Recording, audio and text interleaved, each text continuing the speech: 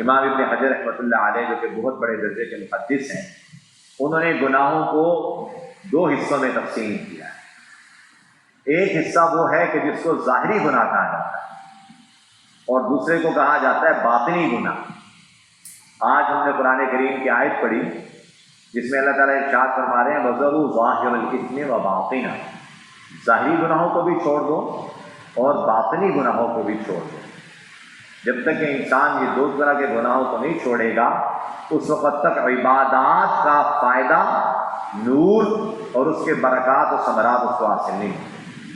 جیسے میں نے عرض کیا کہ دوا علاج تو کروا رہا ہے لیکن دوا کا فائدہ ظاہر نہیں ہوگا، اسی طرح سے دین کی برکتیں، دعاؤں کا اثر، دعائیں بہت مانگ ہیں، اثر ظاہر نہیں ہو رہا، بہت وظیفے پڑھ رہا ہے لیکن اثر ظاہر نہیں ہو رہا، اس لیے کہ وہ اس کے ساتھ ساتھ اللہ تعالیٰ کی حرام کردہ چیزوں سے نہیں بچ رہا۔ تو باطنی گناہوں سے بچنا ظاہری گناہوں سے بچنے سے زیادہ ضروری ہے، اس لیے کہ ظاہری گناہوں سے تو انسان لوگوں کی شرم کی وجہ سے بچ جاتا ہے، لیکن باطنی گناہوں سے بچنا یہ صرف اللہ تعالیٰ کی توفیق اور اس کے خوف سے بچتا ہے۔ تو باطنی گناہوں میں سے جو سب سے پہلا گناہ ذکر کیا وہ ذکر کیا شرک۔ شرک کی پھر دو قسمیں ہیں، ایک کو کہتے ہیں شرک اکبر اور ایک کو کہتے ہیں شرک اصغر۔ شرک اکبر کیا ہے کہ ایک انسان اللہ تعالیٰ کی ذات میں، صفات میں یا عبادت میں کسی کا شریک ہے، اور اس کی تین اقسام بھی لکھتی ہیں، شرک فی الالوہیہ، شرک فی العبودیہ اور شرک فی الذات والصفات۔ ایک چھوٹے سے چھوٹا عرب بچہ ہوگا نا، عرب حضرات کا، اس کو شرک کی ساری اقسام اور اس کی تفصیلات کا پتہ ہوگا۔ میری جب بہت سارے موقعوں پر عربوں سے ملاقات ہوتی ہے اور دینی موضوعات پر گفتگو کرنے کا موقع ملتا ہے تو بڑی حیرت سے کہتے ہیں کہ آپ کے یہاں کیسے لوگ توحید کا پرچار اور دعویٰ کرتے ہیں، ان کو شرک کا پتہ ہی نہیں شرک کیا ہوتا ہے۔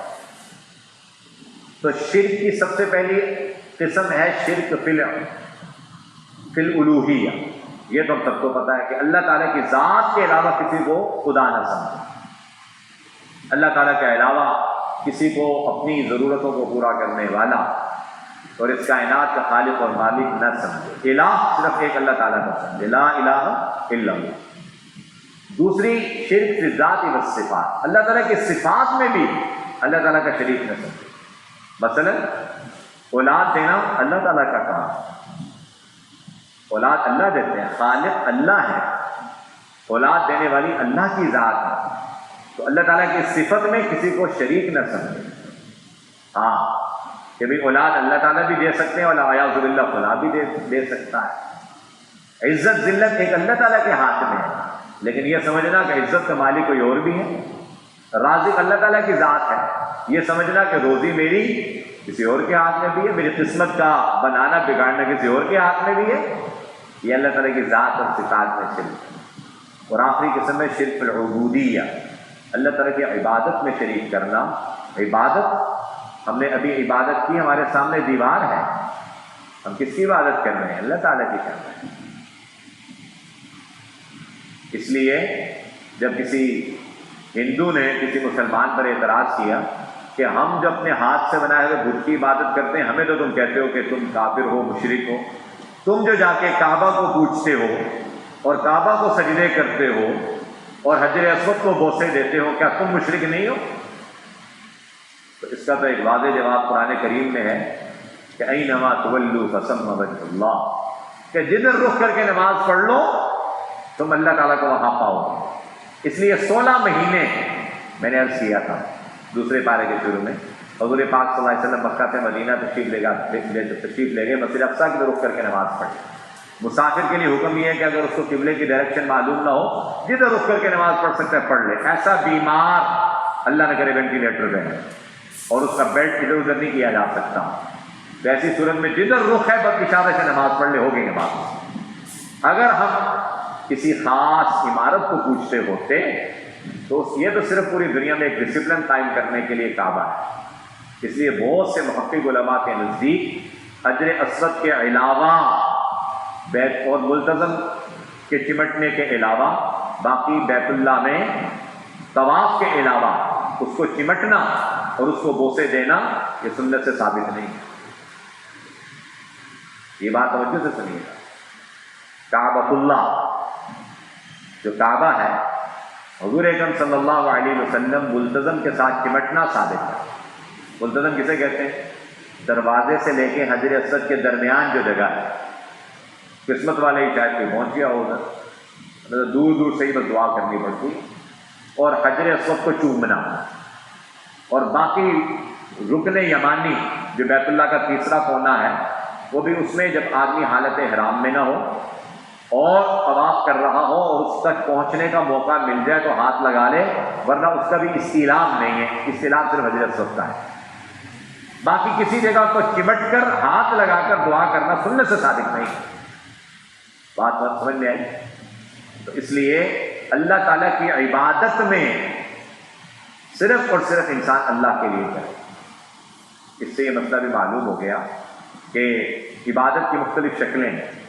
عبادت کی ایک شکل ہے رکوع, جھکنا. اس لیے اللہ تعالیٰ کے علاوہ کسی کے سامنے ایسے جھکنا کہ آدمی ایسے معلوم ہو جیسا کہ رکوع کر رہا ہے, یہ بھی حرام ہے کیونکہ یہ شرک فی عبادت ہے. اللہ تعالیٰ کے علاوہ سجدہ کرنا, عبادت کے طور پر. ایک ہے والدین کے پاؤں چومنا, وہ عبادت کے لیے نہیں ہے کہ آپ والدین کو خدا سمجھتے ہیں لہذا احتراماً والدہ لیٹی ہوئی ہیں, آپ ان کے پاؤں کو چومنے کے لیے آپ جھکے ہیں, سجدہ کرنے کے لیے رکوع کرنے کے لیے نہیں جھکے. والد صاحب لیٹے ہوئے ہیں, ان کے پاؤں کو چومنے کے لیے آپ جھکے ہیں, سجدہ کرنے کے لیے نہیں جھکے آپ. سجدہ اور رکوع صرف اللہ تعالیٰ کی ذات کے لیے. اسی طرح ہاتھ اٹھا کے دعا کرنا یہ صرف اور صرف اللہ تعالیٰ کی ذات کے ساتھ خاص ہے. لہذا کسی شخصیت کو یا کسی بھی چیز کو سامنے رکھ کر ایسے ہاتھ اٹھا کے دعا کرنا یہ شرک فی العبادت ہے, کیونکہ دعا ایک عبادت ہے. اس عبادت میں آپ اللہ تعالیٰ کے علاوہ کسی کو شریک نہیں کر سکتے. آپ ہر نماز میں کہتے ہیں ایاک نعبد و ایاک نستعین, اللہ بندگی ہے تو صرف تیرے لیے اور مدد مانگوں گا تو صرف تجھ سے مانگوں گا. اس لیے عبادت میں اللہ تعالیٰ کے ساتھ کسی کو شریک کرنا یہ شرعاً ناجائز اور حرام ہے. جیسے میں نے عرض کیا کہ عبادت کے اندر موٹی موٹی مثالیں دعا کرنا, رکوع کرنا اور سجدہ کرنا.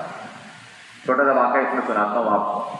2007 میں ہم وینزویلا میں تھے, غیر اسلامی ملک ہے, تو وہاں بس اوقات نماز کا وقت ہو جاتا تھا تو پارکوں میں اور میٹرو کے اسٹیشن پہ اور مختلف اڈوں پہ نماز پڑھنے کا موقع ملتا تھا. تو میں عموماً امامت کراتا تھا. تو حکم یہ ہے کہ جب آپ کسی جگہ نماز پڑھ رہے ہوں تو آگے سترا رکھنا. سترا سمجھتے ہیں نا؟ سترا کہتے ہیں کوئی ایسی سامنے چیز رکھ لیں کہ اگر کوئی سامنے سے گزرے تو وہ گناہ گار نہ ہو. اس لیے کہ نمازی کے سامنے سے گزرنا بہت بڑا گناہ ہے. تو سترا ہم رکھ کے طور پر ہم سامنے کوئی بیگ یا کوئی سامان رکھ لیتے تھے. تو جن لوگوں نے زندگی میں کبھی مسلمان نہیں دیکھے انہوں نے نماز کہاں سے دیکھنی. ہم لوگ پاکستان میں بیٹھ کر یہ سمجھتے ہیں, میں آپ کو اکثر کہا کرتا ہوں کہ آج جناب انٹرنیٹ ہے, گوگل ہے, جو لکھو سامنے آ جاتا ہے. تو میں عرض یہ کیا کرتا ہوں کہ لکھنے کے لیے بھی تو دلچسپی چاہیے نا. ایک آدمی اسلام کو جانتا ہی نہیں تو اسلام لکھے گا؟ آپ میں سے کتنے ایسے ہیں کہ جنہوں نے زندگی کے اندر کتنی مرتبہ گوگل کے اوپر بدھزم لکھا ہے؟ ہمیں بدھزم سے کوئی دلچسپی نہیں. کتنی مرتبہ مونک لکھا ہے, monk. Okay, what is the definition of monk? اس لیے کہ مونک کے ساتھ ہمیں کوئی دلچسپی نہیں, ہم کیوں لکھیں گے اس کے اوپر؟ لیکن دنیا میں ایک بہت بڑا مذہب ہے. سری لنکا میں اور برما میں اور جاپان میں کتنے لوگ اس پر عمل کرتے ہیں, لیکن ہم اسے کوئی دلچسپی نہیں ہے. تو جب ہماری دلچسپی نہیں ہے تو ہم کبھی بھی نہیں لکھیں گے, تحقیق ہی نہیں کریں گے اس کی. ایسے دنیا میں ہزار نہیں, لاکھ نہیں, کروڑوں انسان ایسے ہیں ابھی بھی اس دنیا میں کہ جو اتنی گلوبلائزیشن کے باوجود ان کو اسلام کا نام تک نہیں مانتے. مسلمانوں کی شکلیں انہوں نے کبھی نہیں دی. تو ہم نماز پڑھتے تو وہ لوگ ہماری تصویریں اٹھاتے. ایک دن ہم نے دیکھا کہ کوئی اخباری کوئی جو ہے نا آج کل تو موبائل بہت عام ہو گئے نا، اس زمانے میں یہ اینڈرائڈ موبائل، سیل فون وغیرہ عام موبائل تو ہوتے تھے، لیکن یہ کیمرے والے موبائل نہیں ہوتے. وہ کیمرے لے کر بڑے بڑے جیسا کہ پروفیشنل لوگوں کے پاس ہوتے ہیں، وہ سامنے جو بیگ رکھا ہے اس کی مووی بنا رہا ہے، اس کی تصویریں اتار رہا ہے. نماز کے بارے میں پوچھا کہ یہ آپ کیا کر رہے ہیں؟ تو اس نے کہا کہ اسپینش زبان میں اس نے کہا کہ میں یہ دیکھ رہا ہوں کہ تم یہ سامنے جو چیز رکھی ہوئی ہے اس کی تم عبادت کر رہے ہو، اس کی میں تصویریں اتاروں. ان بیچاروں کو کیا پتا کہ یہ سترا ہے، یہ تو بیچارہ بیگ ہے جس میں ہمارے گندے کپڑے ہیں، اس کی ہم اس کی تھوڑا عبادت کر رہے ہیں. اس کے بعد سے میں نے پھر دوستوں سے کہا کہ وہ سترا تو ہوتا ہے مسلمانوں کے لیے کہ سامنے سے گزریں گے تو گناہ گار ہوں گے، ادھر تو معاملہ ہی چٹا صاف ہے، گزری جائیں بیچارے، ان کو سترا شترے سے کیا ہے. یہ تو بیچارے اس بدگمانی میں مبتلا ہو گئے کہ شاید ہم یہ سامنے کوئی رکھی ہوئی چیز ہے، اس کے اندر کوئی اسٹیچو ہوگا، اس کی عبادت کر رہے ہیں. بات سمجھ میں آ گئی. اس کے بعد سے پھر ہم نے اس کو وضاحت کی کہ ہم اس کی عبادت نہیں کرتے، ہم جو ہے اللہ تعالیٰ کی اس کائنات کے پیدا کرنے والے ہیں. پھر وہ پوچھتے کہ بھئی آپ کو کس نے بتایا ہے کہ اللہ تعالیٰ ہے؟ ہم نے کہا اللہ کے نبی نے بتایا. اللہ کے نبی کون ہیں؟ اللہ کے نبی جو ہے ان کا یہ نام ہے، یہ پیغام لے کر آئے ہیں. آپ نے ایسی شکلیں کیوں بنائی ہوئی ہیں؟ تو ہم ان کو بتاتے ہیں اس لیے کہ ہمارے نبی صلی اللہ علیہ وسلم کا پیغام قرآن اور حدیث کی شکل میں ہمارے پاس محفوظ ہے، جس کو پڑھ پڑھ کے ہم اپنے نبی صلی اللہ علیہ وسلم کو کاپی کرنے کی کوشش کرتے ہیں.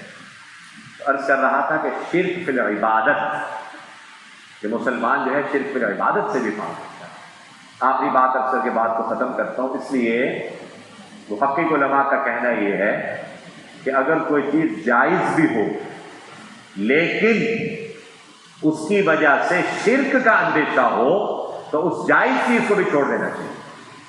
مثلا کسی شخص کو پتہ نہیں کہ آپ کے والد صاحب یا آپ کی والدہ ہیں جن کو یوں جھک کر آپ مل رہے ہیں، مصافحہ کر رہے ہیں، سلام کر رہے ہیں، ان کے پاؤں چوم رہے ہیں، ایسی صورتحال میں ان کے سامنے نہ جھکیں. ہاں جب گھر کے اندر ہوں، اپنے کمرے میں بیٹھی ہوں، اپنی بیڈ پر لیتی ہوں، اس وقت آپ کر لیں، کیونکہ اس سے اس بات کا اندیشہ ہے کہ شاید یہ شرک کر رہا ہے. اسی طرح سے قبرستان میں آپ گئے اور قبرستان میں آپ کی والدہ کی قبر ہے، والد صاحب کی قبر ہے، وہاں پہ آپ ہاتھ اٹھا کر دعا کرتے ہیں. لیکن اگر قبرستان میں جا کر دعا کرنے سے اندیشہ ہو کہ کوئی یہ سمجھے کہ شاید صاحب قبر سے یہ دعا مانگ رہا ہے، ایسی صورتحال میں قبر کی طرف رخ کر کے دعا کرنے کی بجائے قبلے کی طرف رخ کر کے قبر کی طرف پشت کر کے دعا کریں. اس لیے کہ اس صورت میں اللہ تعالیٰ کا ادب صاحب قبر کے ادب سے بہت زیادہ ہے. جی بات سمجھ میں آئی؟ کیونکہ یہاں پر شبہ اس بات کا کہ کہیں صاحب قبر سے یہ دعا مانگ رہا ہے، اور دعا یہ ایسی عبادت ہے جو صرف اللہ تعالیٰ کے ساتھ ہے. تو دعا فرمائی کہ اللہ پاک ہمیں ہر قسم کے شرک سے بچائے. قرآن نے شرک کو سب سے بڑا ظلم قرار دی، ان شرک لظلم. شرک کی دوسری قسم شرک خفی کیا ہوتا ہے، اس میں انشاءاللہ زندگی رہی تو پھر کل بات کریں گے. وآخر دعوانا الحمدللہ رب العالمین. سبحان اللہ وبحمدہ، سبحانک اللہم وبحمدک، نشہد ان لا الہ الا انت، نستغفرک.